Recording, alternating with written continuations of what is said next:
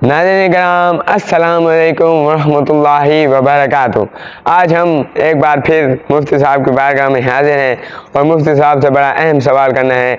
चलिए आइए मुफ्ती साहब की बारगाह में हम चलते हैं और सवाल पूछते हैं कि मुफ्ती साहब, आज आपसे मेरे ये सवाल है कि जश्न आज़ादी की आमद है और जश्न आज़ादी पर लोग घरों पर झंडे लगाते हैं और ये लोग जब झंडे लगाते हैं तो कहते हैं ये बिदअत है।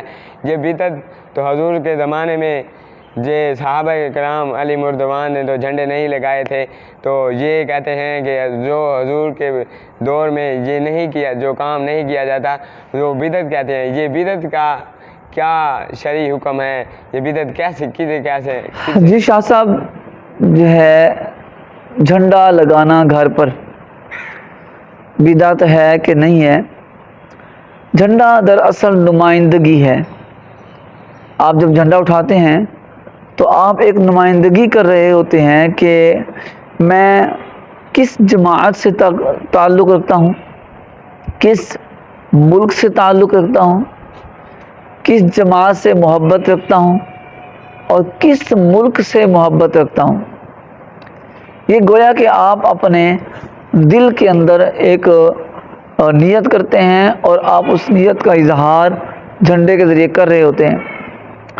देखिए, इस वक्त फ़लस्तीन का मसला चला है तो फ़लस्तीन के झंडे लहराए गए। मतलब क्या है कि फ़लस्तीन से मोहब्बत है। इसराइल के झंडे जलाए गए, मतलब इसराइल से नफ़रत है। हुज़ूर अक़दस सल्लल्लाहु तआला अलैहि वसल्लम के दौरे मुबारका में जंग होती थी तो इस्लाम का भी एक परचम होता था, कुफ़ार का भी एक परचम होता था। तो मुसलमानों का परचम ये अक्कासी करता था कि ये मुसलमान हैं, हुज़ूर के ग़ुलाम हैं, और काफ़िरों का अपना एक परचम होता था। झंडा जो होता है ये नुमाइंदगी करने के लिए होता है। तो अब झंडा जब नुमाइंदगी के लिए होता है तो मेरे दोस्तों, तो अब क्या समझ आया हमें कि जब हम झंडा लहरा रहे होते हैं तो ये नुमाइंदगी कर रहा होता है। अगर हम पाकिस्तान का झंडा लहराते हैं तो नुमाइंदगी कर रहे होते हैं कि हम पाकिस्तान से मोहब्बत करते हैं, पाकिस्तानी भी हैं, पाकिस्तान से मोहब्बत भी करते हैं, पाकिस्तान को चाहते भी हैं, पाकिस्तान की तरक्की के लिए हम जो है दिल से दुआगो हैं। तो ये अपने घरों पर झंडा लगाना ये वतन से मोहब्बत की अलामत है, अपने वतन से वफ़ा की अलामत है। तो और वतन से मोहब्बत ये तो हुज़ूर सल्लल्लाहु तआला अलैहि वसल्लम के हदीस मुबारक पर गौर करें कि आका सल्लल्लाहु तआला अलैहि वसल्लम जब मक्का छोड़कर मदीने जा रहे थे तो उस वक्त आका सल्लल्लाहु तआला अलैहि वसल्लम ने मक्का को देखकर क्या फरमाया? ए मक्का, मुझे तुमसे मोहब्बत है, तू मुझे बहुत प्यारा है, लेकिन तेरी कौम मुझे यहाँ रहने नहीं देती। तो वतन से मोहब्बत तो ये तो इस्लाम के मकासद में से है, ये तो इस्लाम की जो तलब करदा चीज़ों में से है। तो वतन से मोहब्बत ये मोमिन के जो तबई तकाज़ों में से है कि वतन से मोहब्बत होनी चाहिए। तो ये झंडा मुख्तलिफ़ किस्म की अक्कासियों के लिए, मुख्तलिफ़ किस्म की नुमाइंदगियों के लिए वज़ा किया जाता है। तो इस झंडे को लगाने में शरअन कोई हर्ज नहीं, ये कोई बिदअत सय्यिआ, बिदअत कबीहा नहीं है। तो याद रखिए कि हुज़ूर सल्लल्लाहु तआला अलैहि वसल्लम के दौर में जो काम नहीं हुआ, अगर हम करते हैं ये बिदअत सय्यिआ, बिदअत कबीहा हो जाए, ऐसा नहीं है। बिदअत कहते हैं उस काम को जो हुज़ूर सल्लल्लाहु तआला अलैहि वसल्लम के दौर में नहीं हुआ और अब हमारे दौर में हो रहा है, और उसकी वजह से दीन इस्लाम में बिगाड़ पैदा हो रहा है, किसी सुन्नत का तर्क हो रहा है, किसी फ़र्ज़ को उससे ठेस पहुंच रही है, तो फिर वो बिदअत है। और ये ऐसी बिदअत है कि जिसकी वजह से अल्लाह नाराज़ होगा और उसके रसूल नाराज़ होंगे। और एक काम ऐसा है कि जो हुज़ूर सल्लल्लाहु तआला अलैहि वसल्लम के दौर में नहीं हुआ, आका सल्लल्लाहु तआला अलैहि वसल्लम के दौर में नहीं हुआ, लेकिन हम करते हैं, और उसके करने से हमारे दीन में, हमारे मज़हब में तरक्की होती है, हमारे इस्लाम को उरूज आता है। तो वो अगरचे नया काम है, صحابہ کے دور میں نہیں تھا تو اس کو کرنے میں شرعاً کوئی حرج نہیں ہے، بلکہ باعث اجر ہے۔ اب دیکھیں مسجدوں کے ہم مینار بناتے ہیں، اتنے اونچے اونچے مینار بناتے ہیں اور ان پہ لاکھوں روپے خرچ ہو جاتے ہیں، کوئی بھی عالم دین اس کو ناجائز نہیں کہتا۔ کیوں؟ ایک اچھی چیز ہے، اس سے مسجد کی نمائندگی ہوتی ہے، مسجد کی عکاسی ہوتی ہے، مسجد کی پہچان ہوتی ہے، مگر نہ عام گھروں میں اور مسجد میں کوئی فرق ہی نہ رہے۔ مسجدوں کے محراب بنائے جاتے ہیں، صحابہ کے دور میں نہیں ہوتے تھے۔ قرآن پاک پر زبریں زیریں حضور اقدس صلی اللہ تعالی علیہ وسلم کے دور میں نہیں تھی، صحابہ کرام کے دور میں بھی نہیں تھی۔ قرآن پاک کو 30 پاروں میں تقسیم کیا گیا، پہلے ایسا نہیں تھا۔ قرآن پاک کے رکوع بنائے گئے، قرآن پاک کی آیتیں بنائی گئی، قرآن پاک کی منزلیں بنائی گئیں، حالانکہ پہلے ایسا نہیں تھا۔ یہ سارے کام بدعت ہیں۔ آج ہمارے دور میں دیکھیں، ہم نے مسجدوں میں پنکھے لگائے ہوئے ہیں، سارا الیکٹریسٹی نظام ہمارا کیا ہے، حضور کے دور میں نہیں تھا۔ اسی طرح اگر ہم اپنے جو وضو خانوں میں دیکھیں، ہم نے ماربل لگائے ہوئے ہیں، صفیں ہماری پلاسٹک کی چٹائیاں بچھا دی ہم نے، جو کہ سرکار صلی اللہ علیہ وسلم کے دور میں نہیں تھا۔ یہ تو ساری دین ہی ہے۔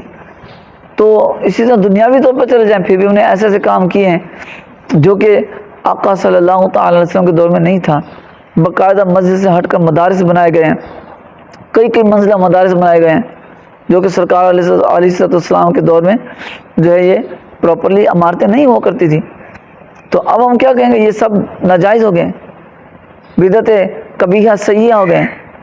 تو یاد رکھیے، تو دو قسمیں شریعت مطہر نے بھی دو قسمیں ارشاد فرمائی ہیں کہ جس نے دین کے اندر ایسا کام کیا اور اس کی پیروی کی گئی، لوگ آئے جو پہلے نہیں تھا لیکن دین کے اندر کسی نے بنایا اور لوگ اس پر عمل کرتے رہے، اس کی پیروی کی گئی۔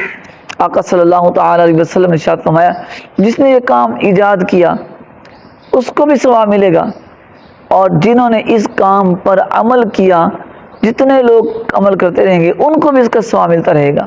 اور جس نے دین کے اندر غلط کام جاری کیا اور پھر لوگ اس کی پیروی کرنے لگے تو اس کا گناہ اس چیز کام کو کرنے والے کو بھی ملے گا، اور جتنے لوگوں نے اس کام کی پیروی کی ہے ان کو بھی، ان کا گناہ بھی اس بنانے والے کو ملتا رہے گا۔ یہ حدیث پاک میں دو واضح کنڈیشن بن گئی ہیں، اچھا کام کرنا، برا کام کرنا۔ تو اچھا کام جو ہے یہ اچھی بدعت ہے، اس کو کر جس نے ایجاد کیا اس کو بھی ثواب ملے گا، اور جنہوں نے اس کی پیروی کی ان سب کا ثواب جو ہے اس بنانے والے کو ملے گا۔ تو علماء نے جو قرآن پاک آج لکھے ہیں، تجویدی قرآن پاک بھی آ گئے ہیں، رنگ برنگے آ گئے ہیں، کیا مقصد ہے؟ تاکہ قرآن سیکھیں، دین کا کام بڑھے۔ تو جس کام سے دین کے کام میں اضافہ ہو رہا ہے، جس کام سے دین میں ترقی ہو رہی ہے، وہ بدعتیں ہیں مگر بدعتیں حسنہ ہیں، ان کا ثواب ملے گا۔ اور جن کاموں سے سنت شہید ہو رہی ہے، نمازوں میں مساجد کی جو ہے وہ پامالی ہو رہی ہے معاذ اللہ، تو وہ بھی بدعت ہیں، لیکن بدعت کبیرہ ہیں، گناہ ہیں۔ جہاں جو ہے وہ بدعت کی مذمت کی جاتی ہے اس سے مراد بدعت کبیرہ ہوتی ہے، بدعت سیئہ ہوتی ہے، سیئہ ہوتی ہے، ٹھیک ہے؟ تو یہ بدعت حسنہ مراد نہیں ہوتی۔ لیکن جہاں دین کی ترقی، دین کے عروج کی بات ہوتی ہے وہ بدعت حسنہ ہوتی ہے۔ تو اب یہ جھنڈے لگانا، عید میلاد النبی پہ جھنڈے لگاتے ہیں، کیا مقصد ہوتا ہے کہ ہم حضور کے غلام ہیں، ہاں نبی کریم صلی اللہ تعالی علیہ وسلم کے غلام ہیں، حضور کا کلمہ پڑھنے والے ہیں۔ یہ بلندی ہے، عروج ہے، اسلام کی ترقی ہے، اس میں کوئی حرج کی بات نہیں ہے۔ تو ہر وہ کام جس کے اندر جو ہے وطن سے محبت کا پیغام ہو، جس کے اندر اسلام کی محبت کا پیغام ہو، اسلام کا عروج ہو، کسی سنت کو نقصان نہ پہنچتا ہو، کسی فرض کو نقصان نہ پہنچتا ہو، دین کی کسی جو ہے حکم کو نقصان نہ پہنچتا ہو، تو اس میں کوئی حرج کی بات نہیں، وہ قابل ثواب ہے۔ مجھے امید ہے شاہ صاحب آپ کو یہ بات سمجھ آ گئی ہوگی۔ تو پاکستان کی خوشی میں جھنڈے لگائیں، اپنے گھر پہ بھی لگائیں اور اپنے ہمسایوں کو بھی دعوت دیں، پاکستان کا جھنڈا ہر گھر پہ لگا دیں، تاکہ ہر بندہ جو ہے پاکستانی ہو بھی صحیح اور پاکستانی ہونے کا اظہار بھی کریں۔ پاکستان زندہ باد۔ السلام علیکم ورحمۃ اللہ وبرکاتہ۔